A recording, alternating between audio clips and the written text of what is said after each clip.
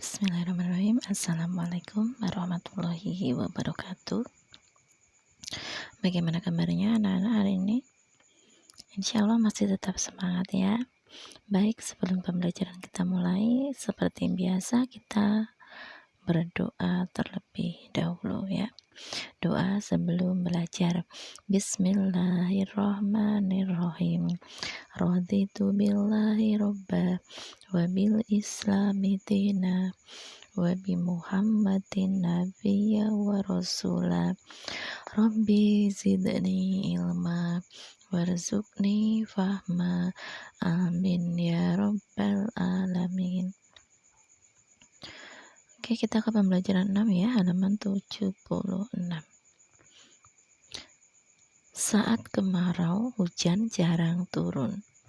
Air pada sumber mata air pun berkurang. Akibatnya, beberapa daerah kekurangan air. Warga bersusah payah mencari sumber air. Ada kalanya sumber air ditemukan jauh di tengah hutan. Hal itu karena di hutan banyak tumbuh pohon. Akar-akar pohon di hutan dapat menyimpan air di dalam tanah. Pak Dumu sering menebangi pohon di hutan. Hutan menjadi gundul.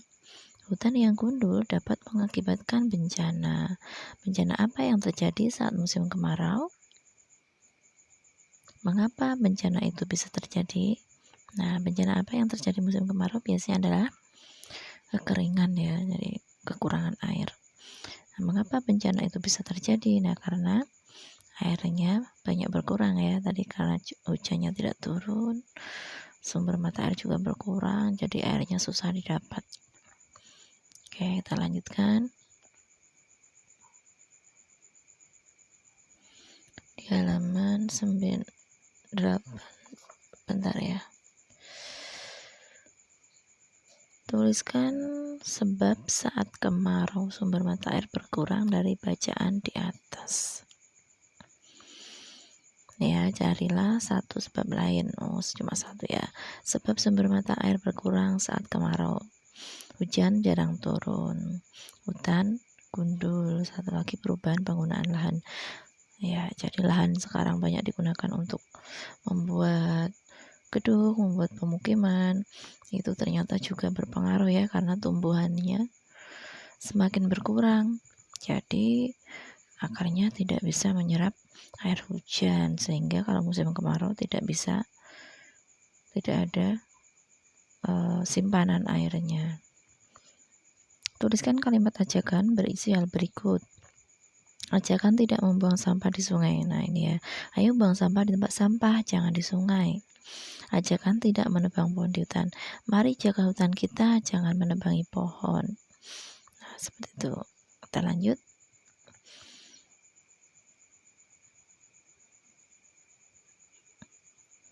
Peragakan percakapan berikut bersama temanmu. Nah, boleh diperagakan bersama ibu di rumah ya. Bu, dari mana air minum ini berasal?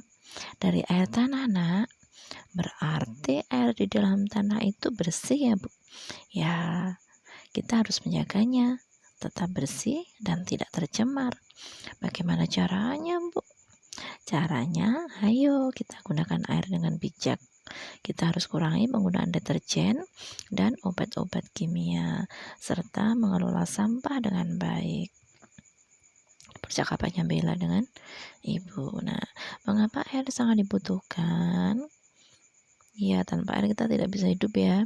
Air dibutuhkan untuk minum, untuk mengairi sawah, dan macam-macam banyak lagi. Apa yang akan terjadi jika tidak ada air? Nah, tidak akan ada kehidupan di bumi ya. Untuk apa saja air digunakan? Nah, untuk minum, mengairi sawah. Ini tulisannya salah Bu ya nih. Mencuci, mandi, dan masih banyak lagi ya.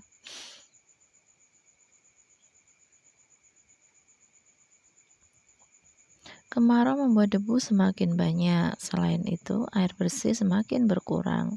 Untuk atasi masalah itu di rumah dan di sekolah diberikan aturan. Kamu sudah tahu aturan di rumah, sekarang tulis aturan yang ada di sekolah.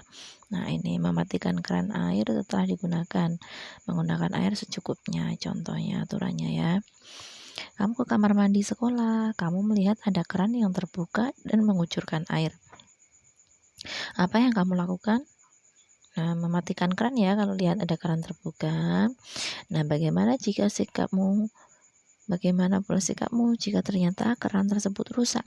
Nah, ketika ternyata kita tahu kalau itu rusak, kita segera lapor kepada guru atau kepada penjaga agar segera diperbaiki. Jadinya airnya tidak terbuang sia-sia. Oke, kita lanjutkan. Bella dan teman-teman sedang berkumpul di halaman sekolah. Bella sedang menunjukkan alat ukur berat yang dibuat oleh ayah. Amati alat ukur Bella di samping. Nah, ini alat ukur beratnya. Dari hanger ya, 2 hanger jadikan 1. Alat ukur berat tersebut dibuat dari gantungan baju. Ukuran berat yang digunakan berupa kelereng dan batu. Nah, ini Bella sudah mengukur ini ya, penghapus papan tulis beratnya 12 butir kelereng. Spidol 7 butir kelereng, tempat pensil 6 butir, penggaris 5 butir kelereng, kain lap 2 butir. Kemudian, nah ini dilengkapi. Lengkapi pernyataan berdasarkan hasil pengukuran Bella. Benda yang paling berat adalah, nah yang paling berat adalah ditunjukkan dengan paling banyak kelerengnya, yaitu penghapus papan tulis. Benda yang paling ringan berarti yang paling sedikit. Nah, ini 2 ya, kain lap. Nah, kain lap. Susunan benda dari yang paling berat. Nah, yang dari yang paling berat berarti dari yang paling banyak. Penghapus papan tulis, spidol, tempat pensil, penggaris, kain lap. Ya, penghapus papan tulis, spidol, tempat pensil, penggaris, kain lap. Nah, sekarang dibalik. Susunan benda dari yang paling ringan berarti dari yang paling kecil, dari yang paling sedikit kelerengnya ya, kain lap, penggaris, tempat pensil, spidol, penghapus papan tulis. Nah, yang nomor 2 ini sudah ada beratnya, sudah ditimbang sama Bella. Anak-anak tinggal menjawab dan mengurutkan ini ya. Silakan ini dikerjakan nanti di Google Classroom ya. Oke. Untuk evaluasi nanti Biani akan kirimkan jawabannya, nanti bisa anak-anak salin di buku paketnya anak-anak ya. Untuk hari ini Biani cukupkan sekian. Banyak salahnya mohon maaf, tetap jaga kesehatan ya anak-anak ya. Kemudian ya puasa, sholatnya dijaga juga ya.